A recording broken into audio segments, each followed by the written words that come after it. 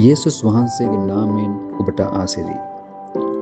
ඇදහිලිවන්තයින්ගේ ජීවිතවලට බහුල ලෙස වැගිරෙන සීල ත්‍යාග සහ වරප්‍රසාද අතුරින් අන් සියල්ලට වඩා බැබලෙන සහ නොනැසී පවතින කාරණා තුන නම් ඇදහිල්ල, ප්‍රේමය සහ බලාපොරොත්තුවයි.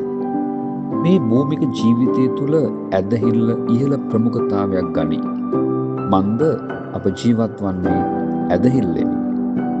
ක්‍රිස්තුස් වහන්සේ තුළ අපට ආශිර්වාදවත් බලාපොරොත්තුවක් ඇත. දෙවියන් වහන්සේ යනු ප්‍රේමයයි. ශුද්ධාත්මයන් කරන කොටගෙන අපගේ හදවත් තුළටද ඒ ප්‍රේමය වගුරා ඇත.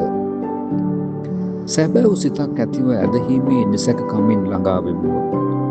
අපගේ බලාපොරොත්තුවේ ප්‍රකාශ කිරීම චංචල නොවන පිණිස එය තදින් අල්ලාගෙන සිටිමු.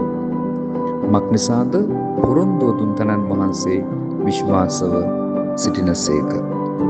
මොහොතක් සිතන්න. දෙවියන් වහන්සේ ඔබට ආශිර්වාද කරන සේක්වා. ආමේන්.